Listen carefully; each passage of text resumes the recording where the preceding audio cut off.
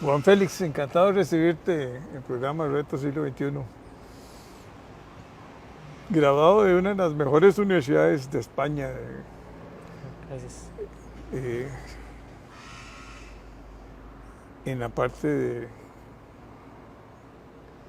de análisis, digamos, de la parte bueno, de todo se estudia ahí en esa universidad tecnológica, básicamente, muy calificada, la Universidad de Navarra. Has venido a Costa Rica, estás trabajando en uno de los mejores bancos de Costa Rica. Señor. Eh, Hablemos del Big Data, que es todo un tema, ¿verdad? Cómo, cómo la gente hace un análisis completo de todo lo que está sucediendo de datos y los va ordenando de acuerdo a una serie de, de algoritmos, digamos. O depende de la necesidad de negocio también, ¿verdad? Sí. Pero bueno, eso podría ser muy interesante. Lógicamente para un banco es muy Claro. interesante, ¿verdad? Porque ahí se da cuenta cuáles son las necesidades de uno, si uno quiere viajar, si uno quiere comprar ciertos productos. Casi que te analiza todo. Correcto. Igual sucede en la nube cuando uno está en Facebook haciendo, navegando, digamos, ahí. Le sale todo lo que uno reiteradamente busca, digamos, si uno está Claro. en el mundo de la aviación o el mundo Sí, ya te dan una búsqueda incluso hasta recomendada, te dicen qué buscar incluso ya. Sí, Sí, sí, sí. ya uno ya no. Y bueno, y sería importantísimo, lógicamente, que instituciones como la Caja del Seguro Social, ¿qué te puedo decir? El Instituto Nacional de Seguros, todas las instituciones grandes que manejan grandes cantidades de datos, puedan trabajar con todo esto, ¿no? Claro, claro que sí. Pero cuente usted qué es lo que, la aplicación real, la importancia, el desarrollo de una tecnología muy nueva relativamente, ¿verdad? Pero que ya transformó el mundo, ¿verdad? Que ya es una realidad. Sí, claro. Sí, más que todo ahorita estaría muy bien decir el refrán del camarón que se duerme se lo lleva la corriente, ¿verdad? Porque ahorita el que no utiliza esto en su negocio, ya sea pyme o empresa, pues se va a quedar rezagado, mucho. ¿Verdad? Porque ahorita se está utilizando mucho de esta, ¿verdad? Que es Big Data, para tomar decisiones basadas en datos, ¿verdad? Entonces, puedes utilizar, ¿verdad?, esa herramienta o ese alguien, ese experto que ya va a hacer la computadora, ¿verdad?, que va a poder analizar 3000 documentos más rápido que uno como humano, pero que no lo va a tomar la decisión por sí sola. Uno como humano tiene que ayudarle a tomar la decisión, ¿no? Pero ayudado, ¿verdad?, de esa capacidad de análisis que tiene la máquina o el algoritmo como tal, porque hay muchos algoritmos dependiendo de la necesidad de negocio también. Entonces, bueno, un caso, ahora que usted comentaba de instituciones públicas, me parece que el Poder Judicial, ¿verdad?, ya utiliza inteligencia artificial para lo que es lectura de documentos, ¿verdad? Creo que hizo un caso de uso en Pérez Celedón, hay un artículo en La Nación muy bueno, donde ya analiza, ¿verdad?, y te dice más que todo por dónde va tu trámite dependiendo, ¿verdad?, de la solicitud, y eso lo hace a través de análisis del lenguaje, ¿verdad?, de procesamiento del lenguaje natural, y todo esto era lo que viene ChatGPT, ¿verdad?, que es también un asistente del futuro, ¿verdad?, ahorita que hay que utilizarlo, hay que saber utilizarlo, no podemos quedarnos así como expectantes o fuera, ¿verdad?, de lo que se llamaría la jugada sobre ese tipo de tecnologías, porque nos van a ayudar mucho en nuestros trabajos, independientemente de cuál sea. No nos lo va a quitar, nos va a dar más tiempo para nosotros como humanos hacer más cosas, ¿verdad?, para poder nosotros crear más valor utilizando esto, que nos va a quitar carga operativa, ¿verdad?, mucho. Pero pongamos casos prácticos, ¿verdad? Digamos, el, problema es de la Corte maneja no sé cuántos juzgados, Claro. Todos ahí, uno llama y está como en una pizarra y a usted le toca, vamos por tal caso, ¿verdad? O sea, no hay nadie que está haciendo un análisis, digamos, de dónde están las presas, por qué están sucediendo, por qué los datos no se están procesando bien, en fin, qué tipo de reincidencia hay digamos, de asaltos, qué tipo Claro. de asaltos hay, cuáles son las zonas rojas donde hay más sicariato, en fin. Tiene que haber mucho trabajo de inteligencia, digamos, ¿verdad? Sí, más que todo lo que hay que tener es el dato, ¿verdad? Sí, pero se va formando si uno hace la estructura, ¿no? La estructura como tal puede estar ya presente. Como le digo, los algoritmos y todo ese tipo de cuestiones ya existen desde hace muchos años. Lo que más importa es la materia prima. La materia prima es la data. Estar alimentando todo el tiempo. Exacto, todo el tiempo y que sea data de calidad. Porque si no alimentas con data de calidad un modelo de estos, ¿verdad? Un algoritmo de estos, tu resultado no va a ser de calidad. Y es ahí donde vienen tal vez los sesgos de ciertos modelos, ¿verdad? Y tal vez las imprecisiones de ciertos otros algoritmos, que al final de cuentas no es tanto por el algoritmo como tal, es por la data que le metes. Yo incluso tenía un profesor allá en España que era el director de analítica avanzada del Banco Santander, y él nos decía a muy rajatabla, habla muy español, que si le metemos basura a un modelo, ahí sale basura. Sale basura.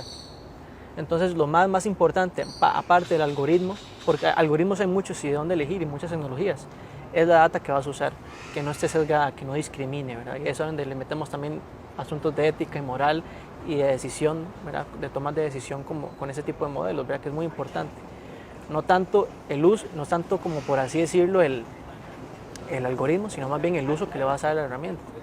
Porque yo a la hora de meter, por ejemplo, todo ese tipo de información de asaltos, ¿verdad? Y de homicidios y tal, puede estar discriminando a mucha población que quizá se va a ver después reflejada por bajones en precios en sus zonas, dependiendo de cómo se usa esa data, ¿verdad? Porque incluso nosotros en los bancos tratamos de no utilizar data que discrimine, ya sea por sexo, por estatus, por zona geográfica. O sea, son por así decirlo, puntos que hay que nosotros tener mucho en cuenta para que ese tipo de modelos generen una buena decisión que no altere, ¿verdad? Tal vez, o no discrimine, ¿verdad? Porque la máquina va a haber unos y ceros. Es uno como humano el que tiene que ayudarla a discernir, ¿verdad? Por eso uno siempre, y eso es lo que a veces la gente tiene mucho miedo, es que la inteligencia artificial va a tomar las decisiones por uno, y no es así. El ser humano tiene que estar ahí para tomar la decisión, pero apoyado de un mega analizador, ¿verdad? Como lo que es la computadora, ¿verdad? O esa ChatGPT, o todas esas nuevas tecnologías, que ChatGPT es apenas una de las tantas tecnologías que hay, ¿verdad? Está Midjourney, que es con lo que hicieron, por ejemplo, las fotos del Papa, ¿verdad? Saliendo ahí encapuchado con un montón de cosas, o las de Donald Trump, ¿verdad? Entonces, hay que tener cuidado con cómo se utilizan ese tipo de herramientas, ¿verdad? Porque se puede generar o mucho valor o mucho daño. ¿Y en una campaña política? Uf, muchísimo. ¿Verdad? Se puede generar muchísimo sesgo.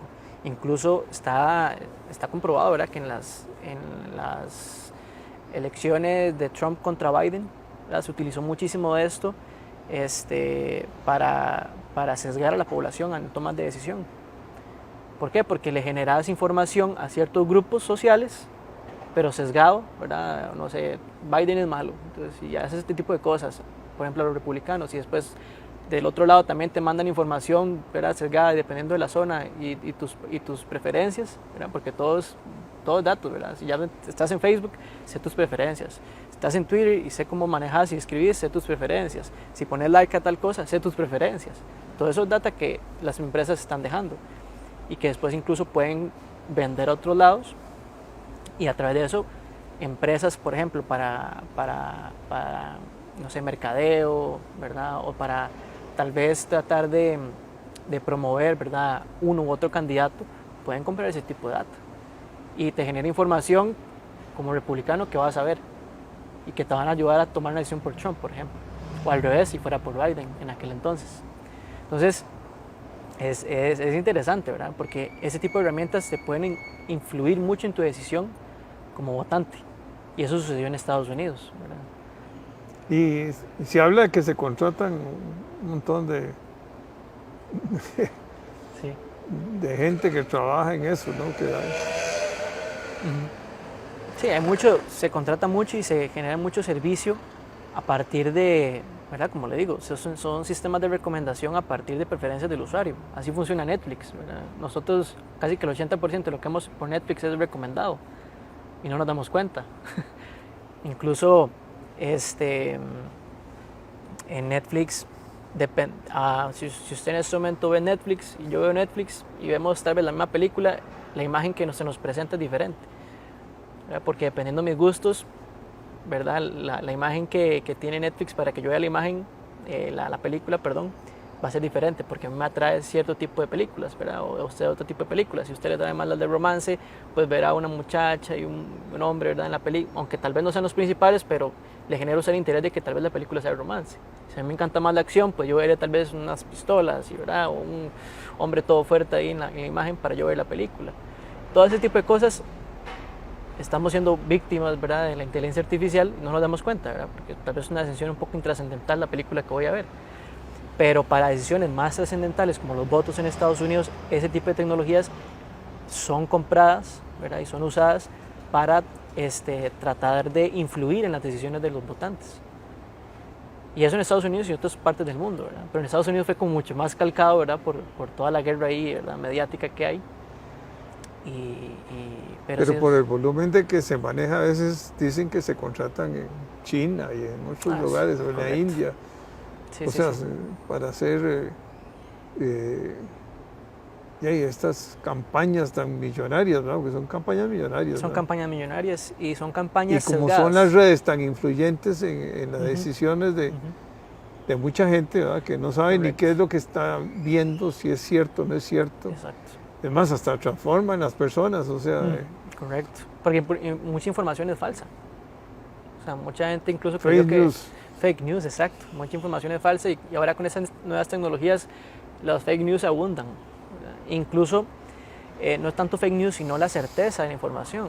Porque, por ejemplo... La fuente, todo. La fuente, exacto. Y hablando de fuentes, por ejemplo, ChatGPT. ChatGPT es un sistema de procesamiento del lenguaje natural que ha sido entrenado, ¿verdad?, con millones, ¿verdad? Creo que eran 175 billones tiene 175 billones de parámetros, ¿verdad?, que son como neuronas, ¿verdad?, que analizan información. Y ese tipo de modelos como ChatGPT, depende de los documentos con los que ha sido entrenado, son sus respuestas.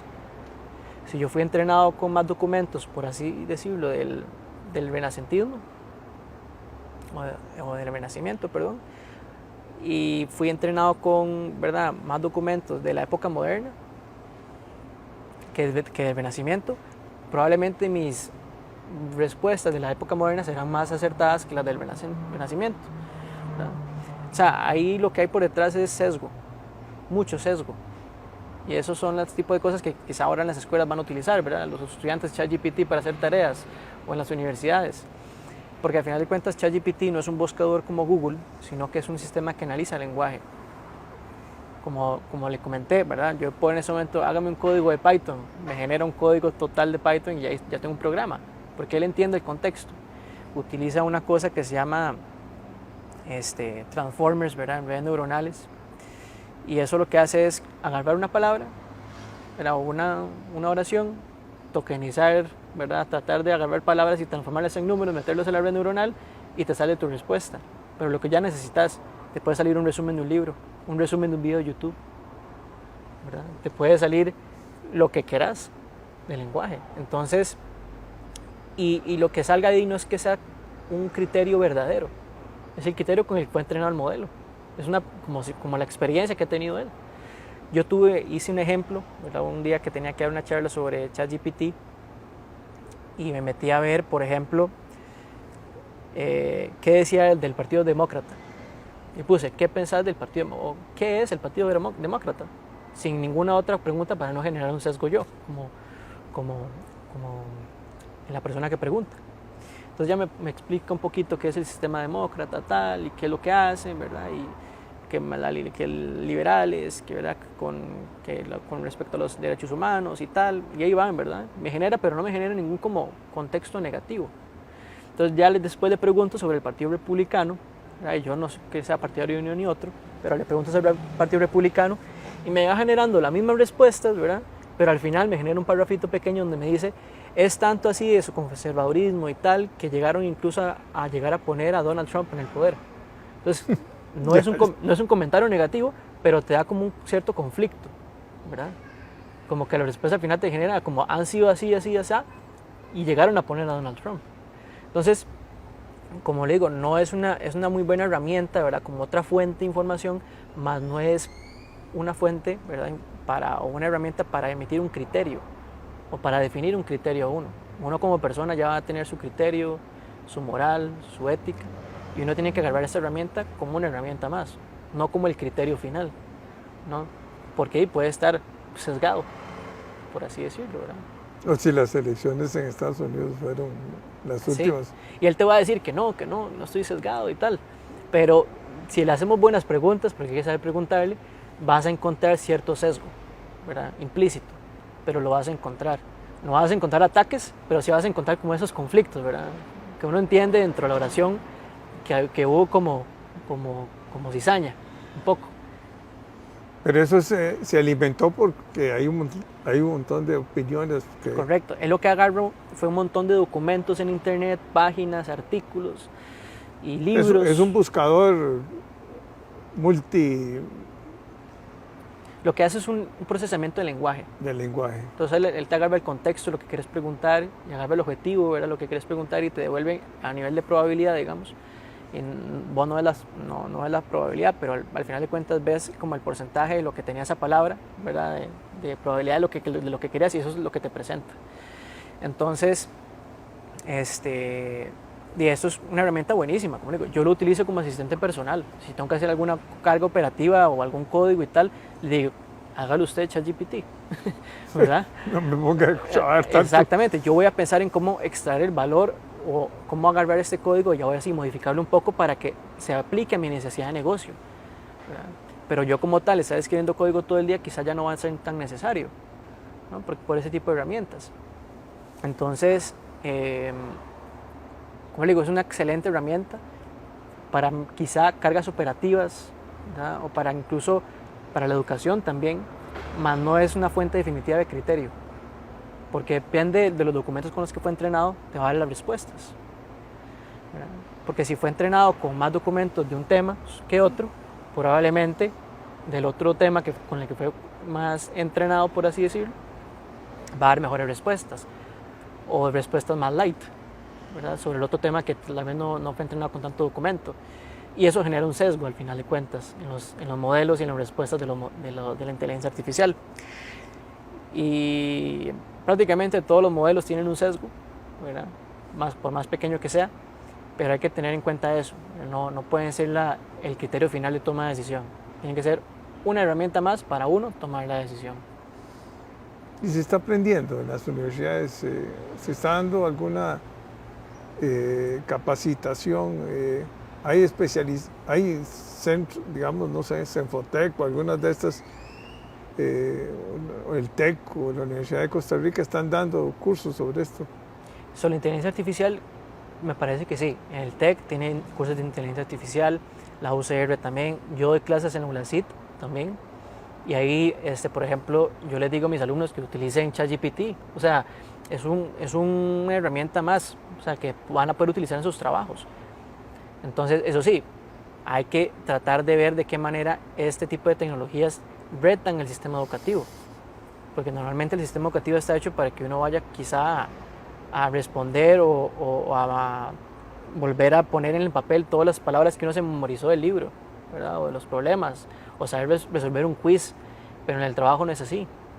En el trabajo uno tiene que valerse las herramientas que uno tiene para resolver problemas. Entonces, por ejemplo, en mis clases lo que hacemos son casos, ¿verdad? Casos, ¿verdad?, de negocio y tal, y ponemos un problema, y hay reuniones, y hay que presentarle, ¿verdad?, a una persona de negocio que viene como un juez, y ellos pueden utilizar ChatGPT dentro del desarrollo de la herramienta o de la propuesta de negocio. Y ChatGPT no va a ser, como por así decirlo, esa herramienta que les va a dar la respuesta final del trabajo. No es una herramienta que van a utilizar para el trabajo, para completar el trabajo. Entonces hay que promoverlo de esa manera, me parece, no crear exámenes y todo que ChatGPT los va a resolver, ¿verdad? Porque ChatGPT puede resolverte exámenes de estadística, puede resolverte exámenes de matemática, de programación. El problema es cómo tratamos de retar el sistema educativo actual con ese tipo de tecnologías. No cerrarlos, me parece que sería un error. Hay que tratar de incluirlo dentro del sistema educativo para que las personas sepan utilizar herramientas y tal vez no sepan memorizar, ¿verdad?, palabras para irlas a plasmar en un papel y ya los 10 minutos después del examen se les olvidó. Era lo que memorizaron, sino que sepan resolver problemas. Esa capacidad de resolver problemas es la que hay que promover más en las universidades o en el sistema educativo.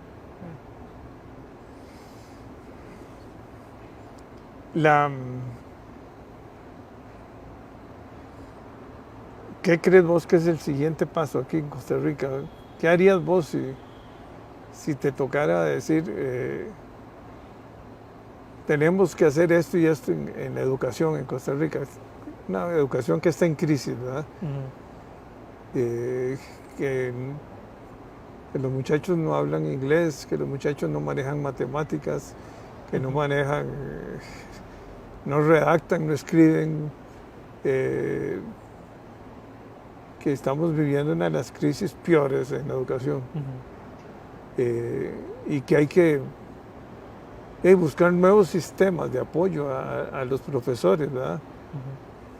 Y herramientas que ya las están usando otros países, ¿verdad? No sé, como Estonia, claro, Lituania, todos estos países bálticos que son líderes, o sea, Singapur sí debe tener. Claro. Sí, bueno, yo, como ahorita lo estamos comentando, creo que ese tipo de herramientas retan el sistema educativo. ¿Verdad? Esos líderes de educación tienen que ver de qué manera pueden complementar ese tipo de tecnologías para que los estudiantes logren usarlos para resolver problemas en la escuela, en el colegio, en la universidad, que no los enseñen prácticamente a memorizar, ¿no? Porque el memorizar está mal, sí, porque no te enseña a resolver problemas, te enseña a hacer exámenes, ¿verdad? Te enseña a realizar quizzes, pero ¿cuántos quizzes o exámenes uno hace en el trabajo? Ninguno. Uno en el trabajo resuelve problemas, resuelve necesidades de negocio, resuelve que el gerente quiere A, B y C. Uno tiene que ver de qué manera inventa A, B, C. ¿Verdad? Entonces, pero antes uno estudiaba, bueno, en el caso mío, yo estudié en la maestría solo casos.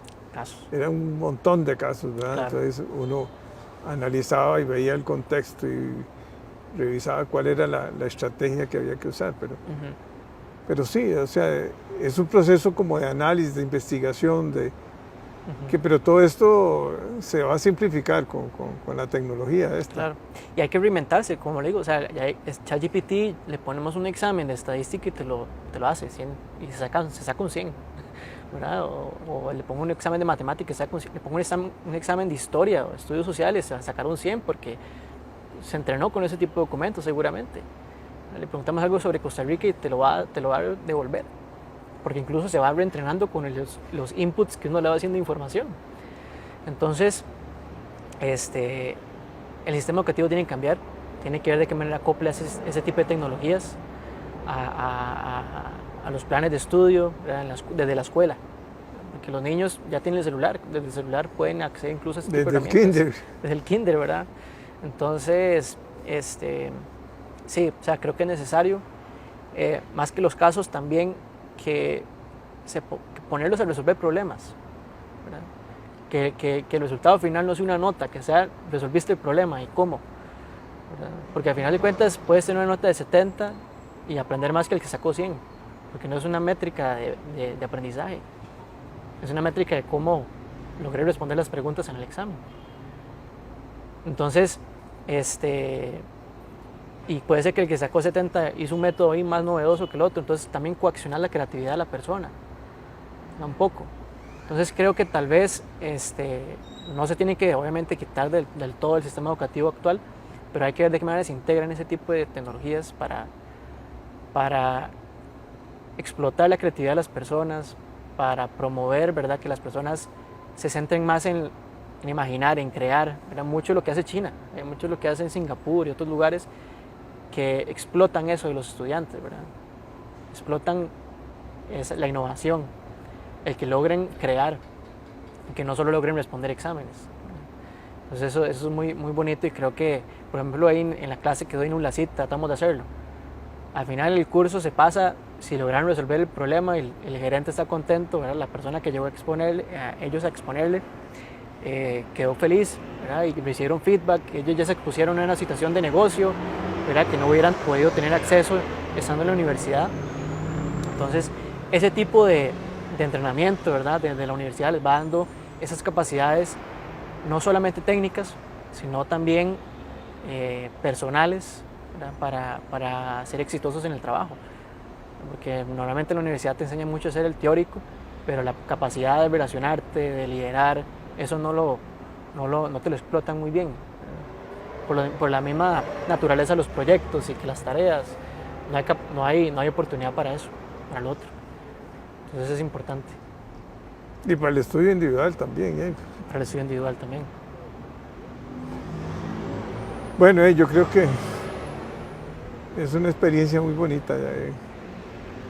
A ver si me invitas a una clase. Claro que sí. Porque yo viví las dos experiencias, ¿verdad? La clase tradicional, en colegio, escuela, universidad, y luego una que era de casos también, pero lógicamente un caso de producción eran, no sé, 30 páginas y ahora con la inteligencia artificial y con todas estas herramientas uno podría ir a investigar y mejorar Claro. y superar cosas que nunca se puede uno haber imaginado en otra época, ¿verdad? Por supuesto. Bueno, encantado de recibirte. Igualmente, don Jorge. Es un placer. Gracias.